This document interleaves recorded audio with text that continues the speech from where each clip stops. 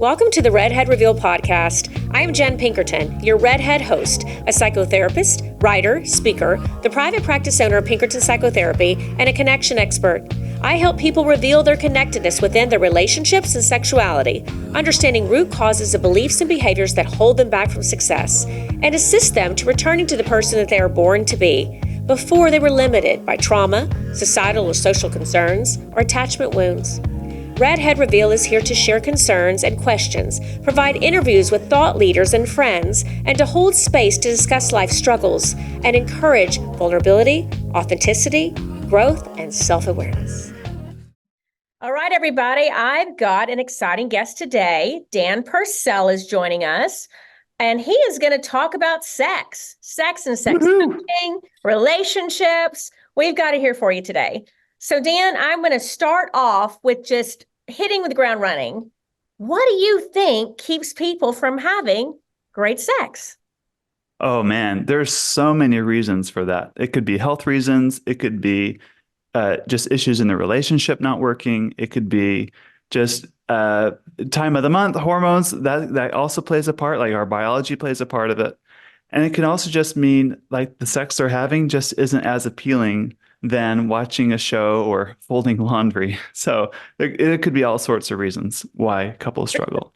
And I'm gonna agree with you on that last part when we're talking about the intention behind sex. I think so often couples end up missing the mark because that intention of prioritizing it and making it something that everybody's excited about and focused on really can be a detriment, can be a problem in a relationship. Yeah, definitely. And it's really, you got to examine the meanings that are at play. I believe sex is a very powerful language. Mm-hmm. There's so much communicated in the way we touch each other, in the way we interact with each other, especially I can't think of anything more vulnerable, more exposing of ourselves than being in a sexual, because it speaks to the core of who we are too. Our sexuality is so core to who we are. So we tend to put up little walls or only show certain sides of ourselves in a relationship anyway, and those get magnified in the way you play out your sexual relationship. Exactly. And those little walls, as you say, I like that descriptor. It sounds so much nicer than what I usually reference as our trauma responses. But yes, we bring in so much of our baggage, so much of our experiences, so much of the things that hurt us. And I think that they can be so limiting in how we show up sexually. And they really do hold us back. Definitely. Yeah. So, thinking about the things you said, some of the reasons that people may not have a great sex life, what are some ideas that you think can really be the twist, really be the fundamental shift that changes that? Well, I can tell you a little story for me, I guess, if I can. Shoot, So I've got lots of stories, by the way, in this area, because this is what I study, and I'm on my number one most difficult client to coach is myself. So aren't we all, Dan? yeah, exactly. So for someone like me, I highly value my sexual relationship with my wife. I want it to be great. It's something that we both put a lot of effort in, and we make it a priority.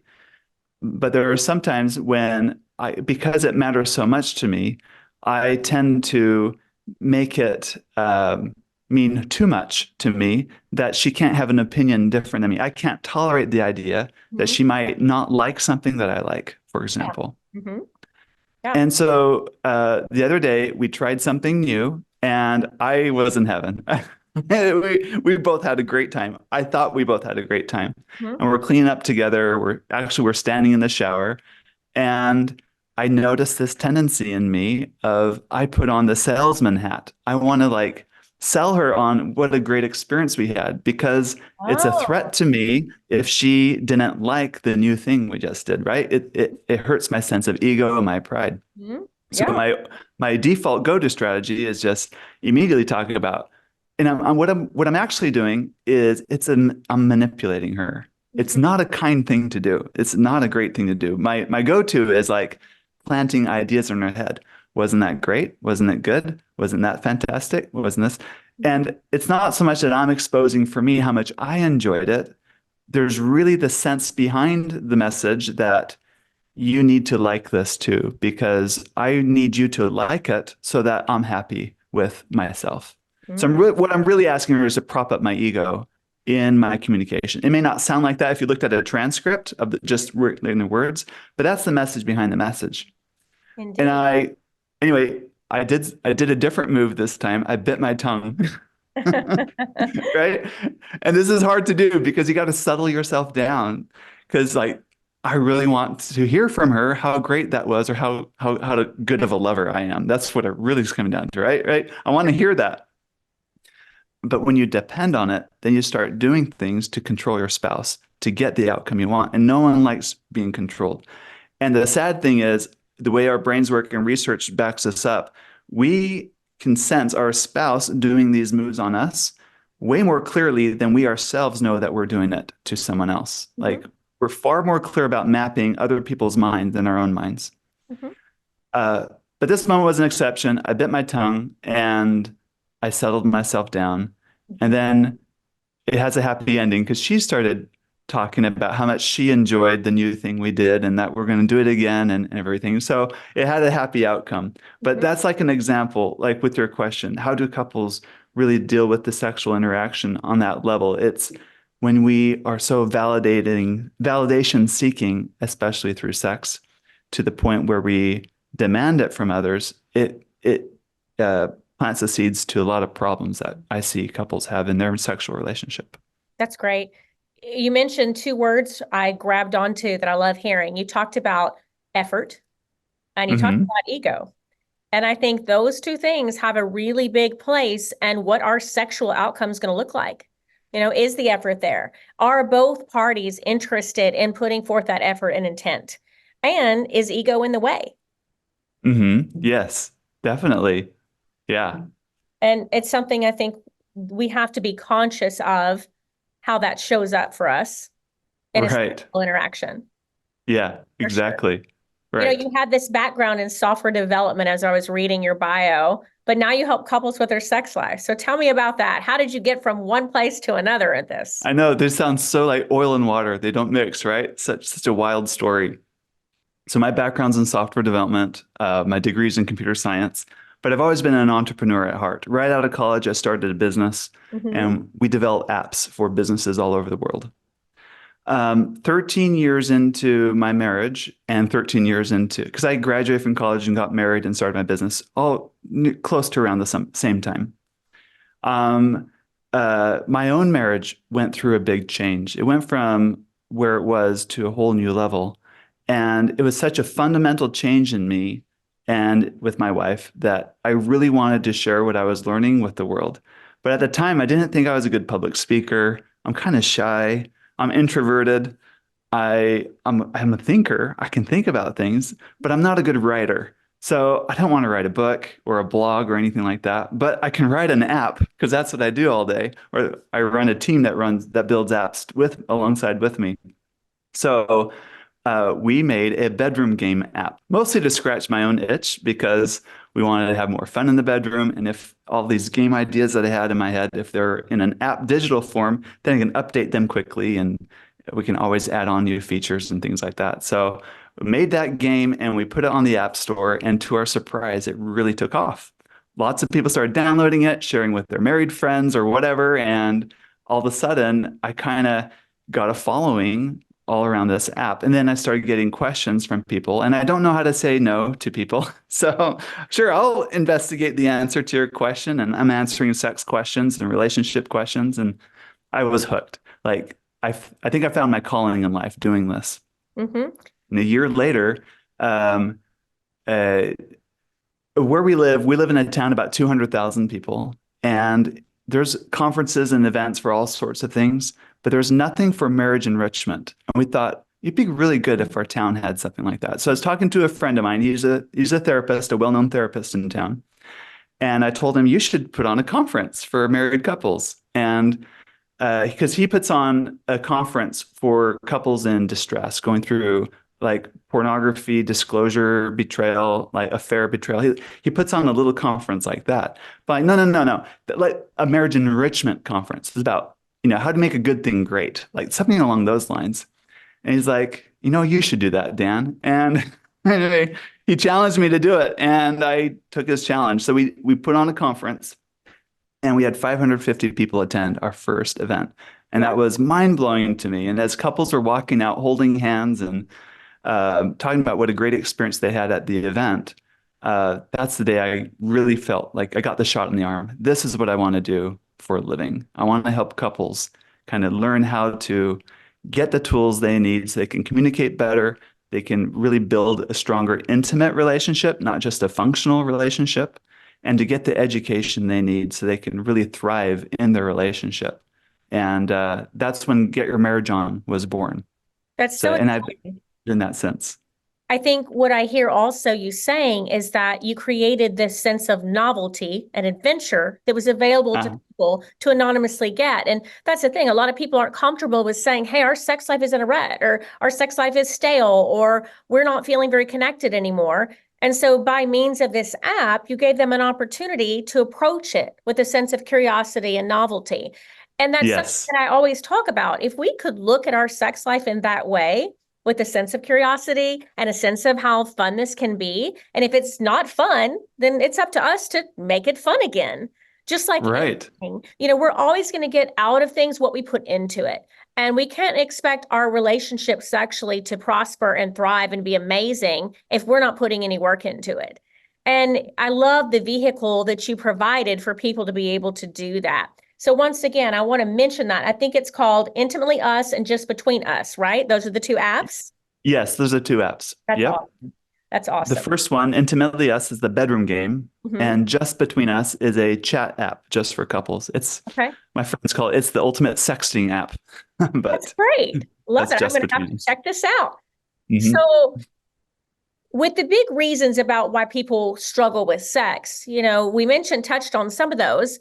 But in this situation, for instance, at this retreat or structured intensive, basically, that you did, what did you see was one of the biggest reasons that people would say they're struggling? What did they view that as from their point of view? I think the magic of it was people are struggling, but because people don't talk about it, like what you said, they assume everyone else is fine. They're just the only ones in the world struggling. Therefore, when they come to an event like this and they look around and there's hundreds of others kind of in the same boat, all of a sudden there's this like sense of unity, this sense of camaraderie. I don't know what you call it, fortitude in numbers. And they're like, oh, we're not the only ones. We're normal. Community. It's community and validation. That's exactly what it is. And normalization. It's normalized that we're not weird because we're bored in our sex life. It's normalizing. I still love my husband, love my wife, whatever the situation in the relationship is. The love is there, but we're just bored. And it doesn't mean I don't want to be with you. It means we need to make this fun again. Yes, exactly. And realizing, oh, we're in the same boat with all these other people. All of a sudden it takes that, it reduces the anxiety around the topic. And you can laugh about it now. You can approach it with curiosity and openness. And I think that's the magic of things like that. I often say that if you can't talk about sex, then why are you having it? Yeah, that's a good line. That's a good one-liner. And it's true, because think about how much more connection there would be, intimately, if we could say to our partner, if everybody felt comfortable saying, hey, I don't like that, or, when you do this, I really love that, or have you ever considered doing this? But I think so many couples approach that with shame or blame or guilt or feeling, as though it's going to create a fight. It's going to create conflict. And to me, if people could change their perspective, if there could be this small pivot, this small shift to think it's perfectly okay for my partner to say, hey, let's do something different, and not internalize that and make it about someone's deficit or someone's lack of, looking at a strength-based perspective that, hey, let's always talk about this and make this more fun and more exciting. And let's look at what we can do to change things up. Jennifer, I agree 100% with what you said, but I think for many people listening to this, they're going to say, easier said than done. I agree. But it's people like you having these apps, people like you having this podcast, Get Your Marriage On podcast you have, and where I sit, the amount of people I work with as well in this space, I think that that's what creates that pivot. Because again, it's normalizing it. It's saying, hey, it does not mean you do not have a great relationship. It just means we can improve it in the bedroom or the kitchen or the bathroom or the car or wherever else you're going. But yes. Yes, all the places. For I, sure. I have a story about that too, if Tell that's me. helpful for you or for your listeners. So, our sex life changed tremendously when a friend had a conversation with me and he opened up about his sex life. Hmm. And he was telling me all the fun things he and his wife were doing in bed. And I was blushing the whole time. I was uncomfortable with the conversation at the time. But I was uncomfortable that I was uncomfortable. But part of what he was telling me was he had to learn how to be a better lover in the bedroom. And he wasn't telling me these things to boast, but he was just saying, like, hey, Dan, once our sex life improved, our whole relationship improved. We're communicating better, we're parenting together better. Just everything in life just seems to be clicking better because we got this aspect of our relationship improved. And I believed him, and I could see he had something I didn't have. And like you said, it's easier to have sex than talk about sex, right? So I went home that night to my wife, said, hey, you'd never believe what kind of conversation I had today. And I had such a hard time talking about our sex life at that point. It was probably the most vulnerable conversation we've had together about sex at that point in our marriage, partially because we don't talk about it. We just do it. And I think for a lot of couples, it's easier to do it because you're just maintaining the status quo and it's easier to kick a problem, like a kicking the can down the road, than to just stop and deal with it. Or you may not think it's a problem. My biggest worry in my conversation with my wife was, what if I'm not a good enough lover and she just hasn't told me so? Like maybe she's secretly wishing I was better in bed and she just hadn't voiced that. So I'm going to stop you there, Dan, because that is correct. Right there, I have to say that question, that what if it's me? What if they think I'm a bad lover? What if I'm the problem? I think that you hit the nail on the head is Mhm. really the biggest problem, is that there's this instant personalization that it's because of me. And it's that insecurity creeps in. Those trauma Yeah. responses creep in. It's the Uh-huh. feeling of I'm less than, I'm not good enough. And those can be such core wounds for people that they don't recognize how it's holding them back sexually. And if people could recognize, okay, this is not a personal attack on me. This is an opportunity for us to instead be having amazing sex. And that attitude change, I think, is really a big thing that so many people miss out on.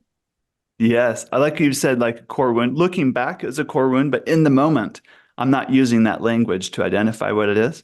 But the attitude change you just talked about, like, no, this is an opportunity for things to get better. That gave both of us courage to have this vulnerable conversation that we were up like 4 or 5 hours that night talking I love about hearing that. all the things. And that, so it is that attitude. No, it, we're happy, we're operating, we're doing okay, but what do you think about, pulling back the curtain a little bit? Tell me more of what you think. Tell me more about what you feel. I just genuine curiosity here. What do you think about it? What do you think about this or X, Y, or Z? And taking inventory of, what because we never really talked about it to that point. What are your thoughts and attitudes about this? What about that time I did this? How did that affect you? And just learning from each other in this open way, uh, plowed fertile ground for us to plant anew and kind of grow in a new direction from there. And that requires a sense of emotional safety. That requires somebody saying, I trust my partner enough that I can have this conversation and it's not going to go south. It's not going to be a war. We're not going to be in a huge fight now. Someone's not going to be threatening divorce because they think that I'm a horrible lover. It requires a sense of safety as I trust that my partner is here with me. They're in the trenches with me and they're curious enough, they're invested enough in me and my pleasure and my interest that they want to know, what do I want to do? What have I always thought about? What sounds great to me? What doesn't sound great to me? What is a definite yuck for me versus a yum for me? And that conversation is I think can be a mind-blowing change of what it looks like sexually. Yes, absolutely. And I guess we do have that going. We did have that going for us. We had a very secure relationship. We're great friends. We date often. We're invested in each other's lives. So it made conversations like that helpful. But if that's not you in your stage of the relationship yet, um, invest in it. Like make make basic communication, basic fun, time for fun and play, just things that you both enjoy, make that a part of your relationship routine somehow. Make the effort to do it. And it might mean some lifestyle changes, but make the effort to make margin for play together. I think that's On how you that get there. topic of play, I suggest to couples often that they're missing out if they don't have these conversations because it is a sexually charged environment. If we have a date night where we're talking about sex, we're talking about, hey, have you ever thought about this? Or, hey, I was watching this and this seemed hot to me. Or, hey, I heard so-and-so, they told me they were doing this. What do you think about that? It is almost like this free foreplay that we're handing our partner on a platter, and it can be really fun. It can be really engaging, and it is an energy shift in how that date goes. Because otherwise, if you're struggling to not be on your phone and you're struggling to have to stare at each other and make conversation, to me, if you don't know what else to talk about, why aren't you talking about that? Because it creates a fun date. It creates a sense of, hey, let's go home and start putting some of this into action. Uh-huh. And I've been there where you're on the date and this is like, well, we've already talked about all the things there are to talk about, and we're just left with the leftovers of things we don't talk about. And that's Exactly. what I built into the Intimately Us app. There is a huge section dedicated to conversation starters. So if you're on a date, you don't have to, well, pull out your phone just for the app, but you don't have to scroll Instagram and disconnect from each other. But you can engage in conversations using these hundreds of conversation starter prompts in various categories. I encourage people to either buy card decks or things like that. So to me, this app is a much better solution from that. And it really gives them something they can easily engage with together. And I think when there's a focus that you can do jointly, it makes everything seem so much more fun because you're both so invested in it. Yeah, love So it.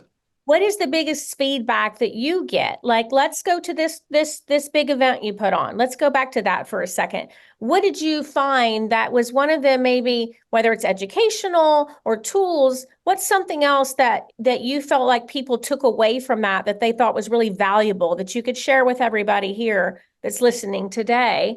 It's kind of like a free tip of something they need to know and do. Oh, I love that. And it's fresh on my mind because we just wrapped up our annual couples retreat last weekend. Great. So we had 20 couples because it's small and intimate from all over the country. And it was 4 days and 3 nights of just connecting and fun. And I think the biggest takeaway for me this time, being with them and observing what their takeaways were, is just how important it is that we put in our very best in creating a good partnership marriage. A lot of times we look to our spouse and their deficiencies, and they're the reason why X, Y, or Z is not happening. And so we tend to focus on solving the problem by trying to fix our spouse. And when you do that, your anxiety is going to skyrocket because you're trying to solve a problem over something that you don't have direct control over. In the end, the only person you have control over is yourself. So when you can kind of turn that back and really look at yourself, and we teach all these skills at our retreat, how to do this. And But I'm going to repeat that really quick so no one missed that. The only thing we can control is ourselves. And if yes, we're pointing out our partner's deficiencies and flaws without any accountability or ownership for how we're showing up, we're not getting anywhere. exactly. Right, right. Yeah.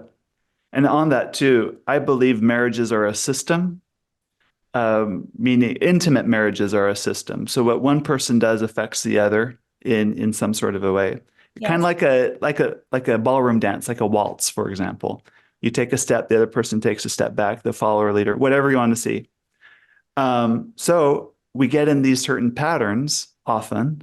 So the better you are at identifying what your patterns are, and then seeing a new dance step you can do instead that's maybe healthier or more constructive, then you just practice the new pattern when you see yourself triggered or stepping into the old pattern. Well, So we teach couples how to do that too. what you're describing is basically an aspect of the dance that all couples do, which is utilize an EFT. As a psychotherapist, that's kind of something I work with couples on. And that dance, your terminology is so accurate because if people would look at it that way, I think there's automatically a sense of, oh, Everybody does this. There's push and pull in every relationship. There's a pursuer and a withdrawer in every relationship. And you get this comfort level to recognize it's not just about me, but I can be responsible for me. My partner can be responsible for them, and we can actually change the dance we're doing. And it doesn't have to be this predictable cycle. It doesn't have to be this repetitive disaster. We can actually change the whole way we interact. And then that blossoms how we interact intimately as well. Yes, love that. And it only takes one to start That's the right. process. It does. You don't have to wait for your spouse to make the dance step changes. You can do it yourself, and that's the beauty of the concept, I think. Well, because when a new environment is created in that way, the other person will follow. Because when we sense, this is human nature, when we sense, oh, my partner is shifting and changing and they're doing this and it's new, why are they doing that? There's an immediate, even if your immediate might be distrust, like, what are they doing? You're still curious. You're still curious to see what's going to happen. And so I agree with that completely. It only takes one person to start to make a subtle shift to have the entire relationship structure shift. And that Yeah, doesn't matter if it's how you interact just relationally or how you're interacting intimately as well. right. I learned this. There was a period of time in our marriage when we were in a rut sexually, and it was very easy for me to blame my spouse for why we're in the rut. She just doesn't do this. She just doesn't initiate enough. She doesn't like, I can just make the list really long if I wanted to. And at that time, I was talking to a friend and he was telling me about his business coach that he had hired. And this business coach, when he had signed up, had promised all of these things and everything. And now fast forward to our conversation, he's really disgruntled with this particular business coach. Well, we're not at this level and we're not doing this, we're not doing this, we're not doing this. He's just naming all the problems with this particular business coach. And I'm looking at my friend like, but you didn't do anything. You expected the business coach to write every copy. You expect the business coach to be your Instagram person. Like, you've got responsibility of things you need to do yourself too.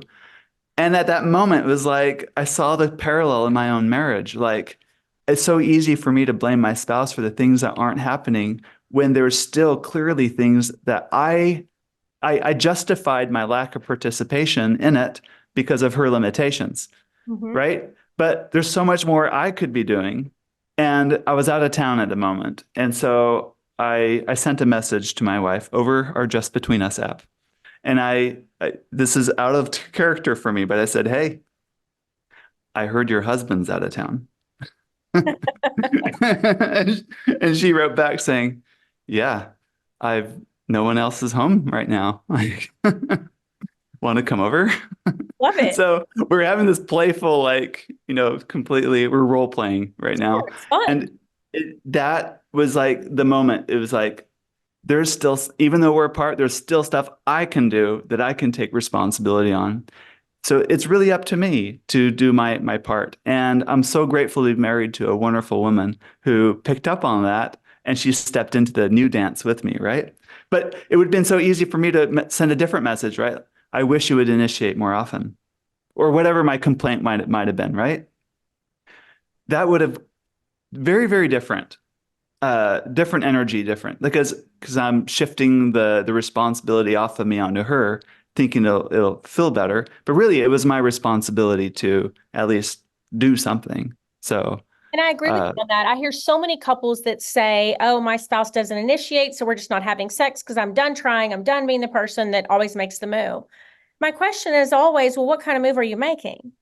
Are you making a move that's creating an environment for that partner to be like, this is so fun. I want to do it again. Let me initiate next time. Or are you creating an environment where both of you are going through the motions and it's the same old thing and nothing is new or exciting and nobody feels safe to talk about anything? But yet you expect your partner to suddenly say, where do I sign up? That was so great. Let me do it again. It's a big picture thing that has to be looked at. And I don't think a lot of people see it that way, but I think it's imperative to see it that way. Yeah, absolutely. You gotta do your part to make it inviting. It's got to be more interesting than Netflix or folding laundry. You gotta make it great. And it takes two to tango. I mean, it really does. There's two people in that situation. What are you both doing or not doing? Yeah, exactly. Well, Have sex worth having. That's important. Yes, I totally agree with that. I wanted to ask you, you talk about giving couples tools. Is there any specific other tool, something that you feel like when you started implementing that and you started really approaching it in that way, that you saw a big shift?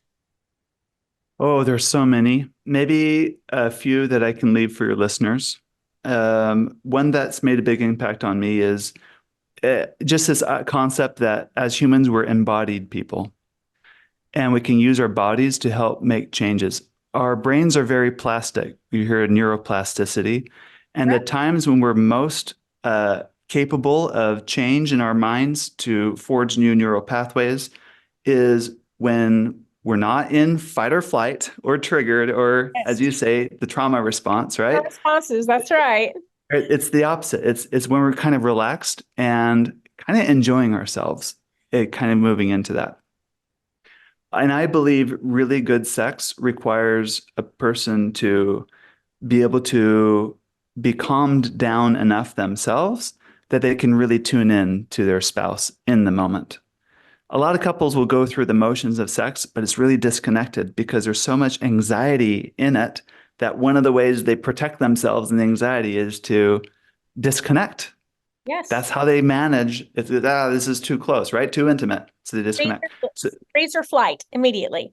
yeah, exactly. They might get through the motions. They might even have orgasms, but is it an intimate experience where you experience that neuroplastic brain where you're really close? So getting into that, like step by step and how to do it. And I get this idea from Dr. David Schnarch, and he gives a specific practice to certain couples called hugging until relaxed. That's And I good. love this.